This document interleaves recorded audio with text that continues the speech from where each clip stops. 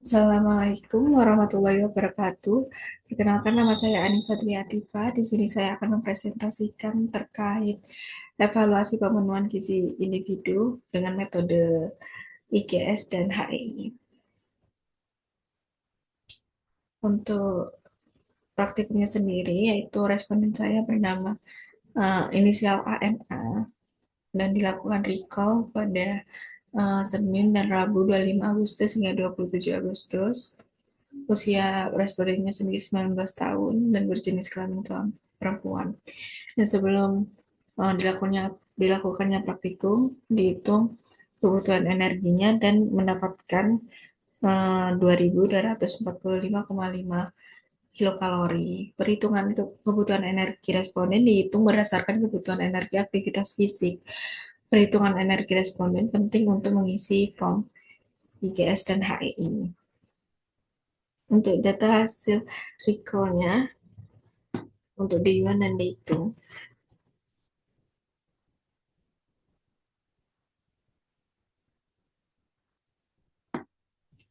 Untuk IGS sendiri atau indeks gizi seimbang, jadi didapat rata-rata asupan harian eh, untuk tata cara pelaksanaannya.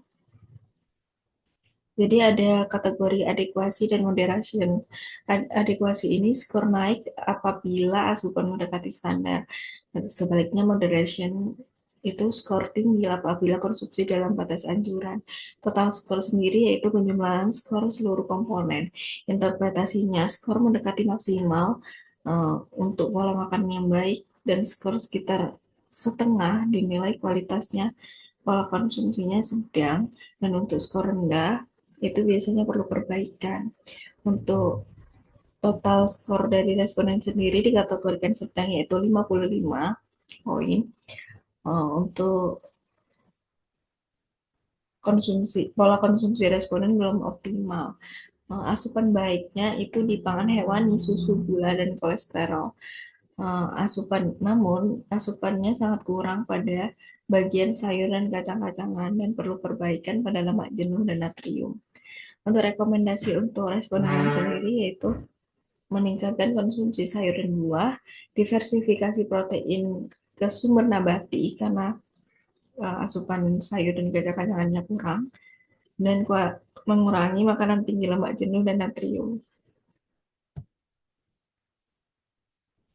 Untuk HII sendiri, di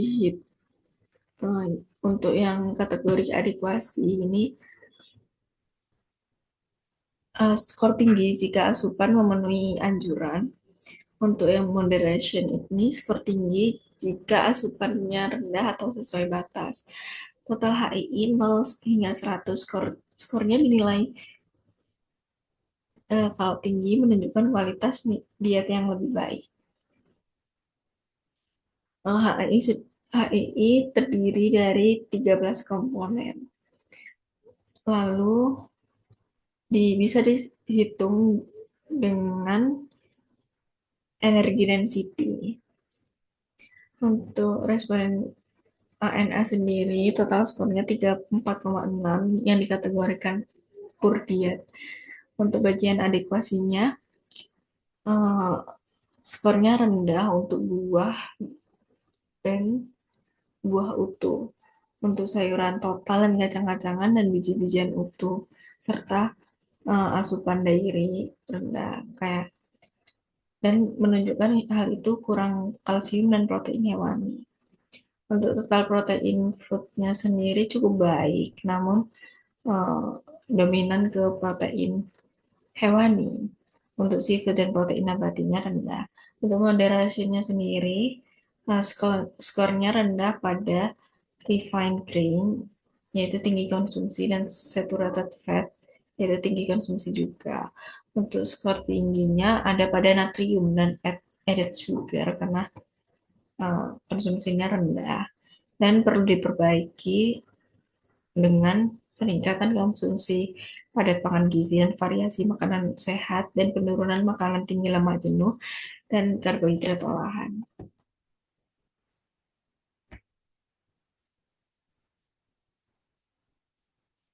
Untuk kelebihan kekurangannya sendiri, untuk IGS itu sesuai konteks Indonesia, yaitu berbasis penurunan gizi seimbang. Metodenya mudah diterapkan pada survei konsumsi pangan sehari-hari. Komponennya juga sederhana dan mudah dipahami oleh nakes. Untuk metodenya sendiri cocok untuk penilaian cepat dengan kualitas konsumsi individu atau kelompok. Terus dapat digunakan untuk edukasi gizi karena indikatornya pun familiar. Untuk kekurangannya sendiri itu IGS tidak menilai variasi dan kualitas rinci komposisi makanan. Dan standar porsinya kadang kurang sensitif terhadap variasi asupan. Lalu IGS belum banyak digunakan dalam penelitian. Jadi kayak kurang terstandarisasi dibanding HEI. Terus IGS tidak berbasis energi density sehingga hasilnya itu bisa bias pada orang dengan asupan energinya rendah atau tinggi. Untuk komponen lemak dan zat gizi tertentu kurang komprehensif dibandingkan indeks global seperti HEI. Lalu HEI sendiri kelebihannya sangat komprehensif karena mencakup 13 komponen adekuasi dan moderation. Lalu berbasis energi density, jadi hasilnya itu lebih bagus untuk berbagai tingkatan asupan energi.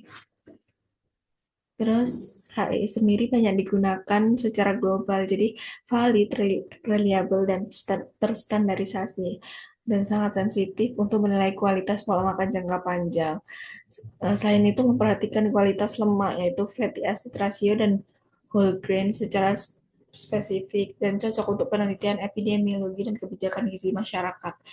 Untuk kekurangannya sendiri itu lebih rumit ya karena membutuhkan perhitungan yang lebih rinci dan cut off point-nya itu berpedoman pada uh, dietary guideline for American, jadi kurang kontekstual untuk masyarakat Indonesia. Selain itu pemahaman publiknya untuk pada beberapa komponen itu lebih sulit kayak rasio fatty acid-nya dan membutuhkan database pangan yang lengkap untuk konversi ke komponen HEI. Dan yang terakhir yaitu perhitungan interpolasi linear bisa memakan waktu atau rawan kesalahan jika dilakukan secara manual. Untuk kesimpulannya sendiri yaitu kedua hasil penelitian menggunakan IGS dan HII 2015 menunjukkan bahwa kualitas konsumsi pangan responden masih rendah dan belum memenuhi pedoman gizi. IGS ini menyoroti kurangnya keragaman pangan serta ketidakseimbangan porsi dan pembatasan gula, garam, lemak. Sedangkan HII 2015 menunjukkan skor rendah pada sayur, buah, whole grain, dan rasio asam lemak, serta masih tingginya konsumsi komponen pembatas seperti natrium, gula tambahan, dan lemak jenuh. Secara keseluruhan, itu kedua metode memberikan hasil yang konsisten bahwa pola makan responden belum ideal dan memerlukan edukasi gizi, perbaikan perilaku makan, dan pemantauan berkelanjutan.